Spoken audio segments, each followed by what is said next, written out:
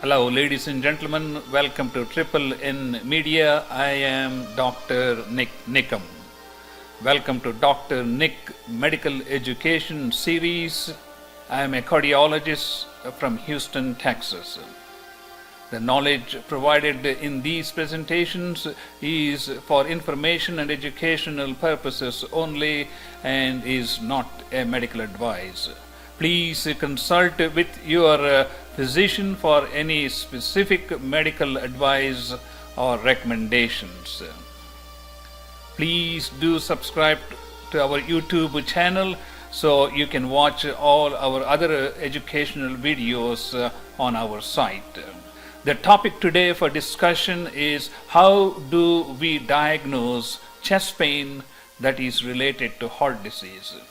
95% of the time, the chest pain is related to the coronary artery occlusion or blockages in the coronary arteries supplying the heart muscle.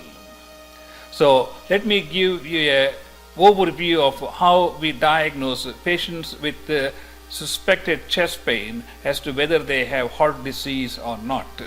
First, we do a complete and thorough history and physical examination with reference to their chest pain, shortness of breath, palpitations, weakness, dizziness, history of hypertension, diabetes, smoking, high cholesterol, and many other things that may add or shed some light into risk of this patient having coronary artery disease.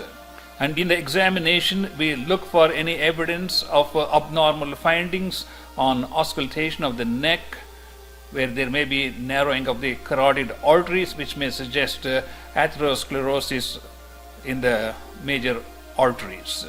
Examination of the heart may reveal certain heart murmurs, which may suggest an etiology for chest pain. Examination of the lungs may suggest evidence for heart failure because of lung congestion. A presence of a swelling in the extremities may suggest the presence of a fluid retention, which may be an indirect sign for patients with heart failure, which is an advanced finding in patients with heart disease. The next thing we do is we look at their electrocardiogram. Here is an example of an electrocardiogram. The electrocardiogram is extremely useful in telling us at that particular moment as what is happening to the electrical activity of the heart, but indirectly telling us about a lot of things about the patient's heart. It can tell us about the heart rate, heart rhythm, any irregularities. It can tell us about any evidence of a heart enlargement.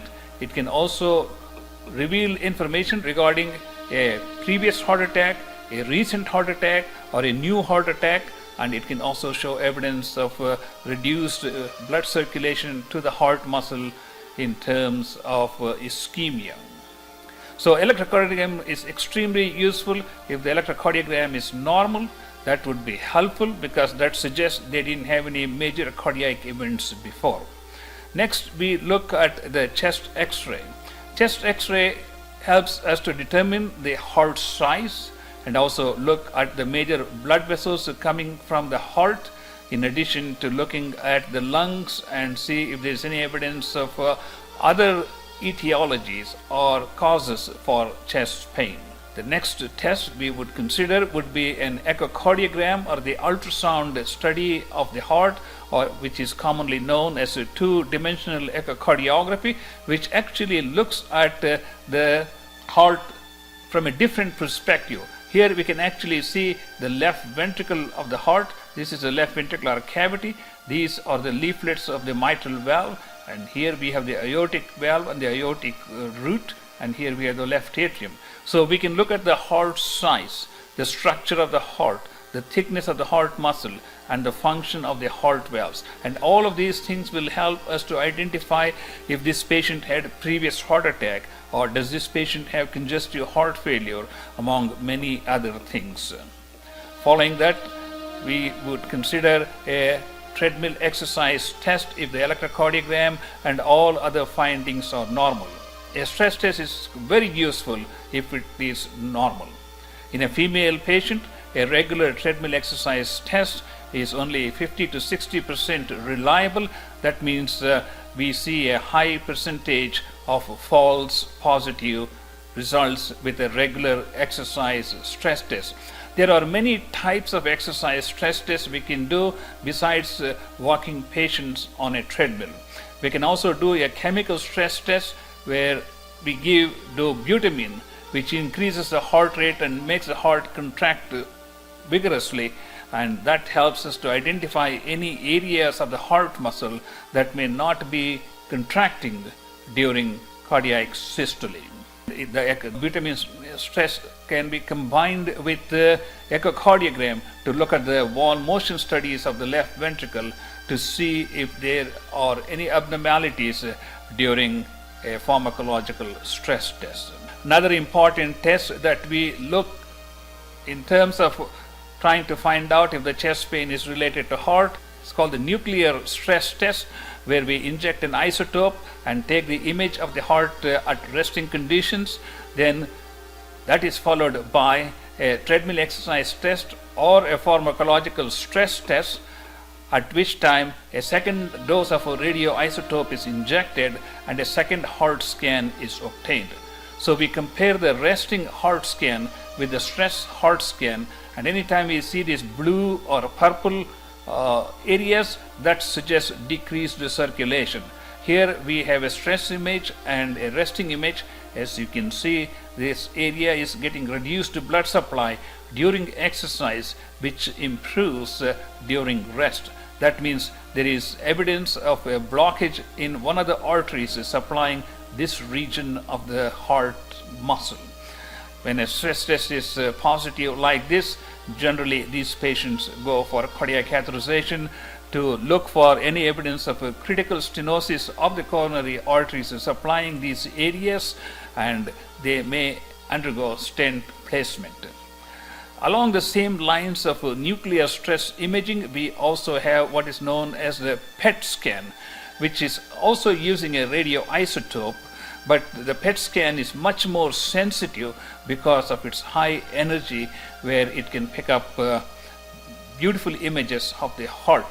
In addition to looking at areas of decreased circulation, the PET scan can also look at areas where the heart muscle may not be moving but is still alive, which means if we do an intervention like stent or bypass surgery, those areas with time may improve and thus improve the overall function of the heart. Another test that we can do is called coronary CTA or CT scan of the heart and blood vessels. And here is an image of one of those studies where you can see here's the aorta, and there are two main arteries that supply the heart, namely the left main coronary artery, which divides into the left anterior descending branch and the left circumflex branch. And on the right side, we have the right coronary artery, which supplies the right side of the heart and the bottom of the left ventricle. And here is an angiogram which is showing the presence of a previously inserted stent. In addition to looking at the angiograms, we can also look for evidence of a calcium when a CT scan is done. When all of these tests point towards a critical blockage in one of the arteries, then we may recommend coronary angiograms for these patients. That is cardiac catheterization, where a catheter is inserted from the arm or from the groin all the way into the aorta, and then it is placed at the ostium of these major arteries, namely the left and the right coronary artery, and contrast is injected into these arteries. Then it will light up like this, and here is an example of a coronary angiogram. This is showing the left main artery, the left anterior descending branch, the left diagonal branch, and the circumflex branch. As you can see, there is a critical blockage here in the artery. When we see this type of blockage in the coronary artery, generally the patients undergo stent placement, which will normalize the lumen size, improve the circulation, and reduce symptoms. And here is an example of a patient with a critical stenosis of the artery supplying the lateral or the back side of the heart, which looks pretty much normal after the placement of a stent. So this is a quick rundown of all the different testing modalities we have in order to determine if someone has any evidence of coronary artery disease. If so, what is the extent of the coronary artery disease, and how critical are the blockages, and how the heart muscle works. Based on that, a particular line of treatment is tailor-made to that particular patient.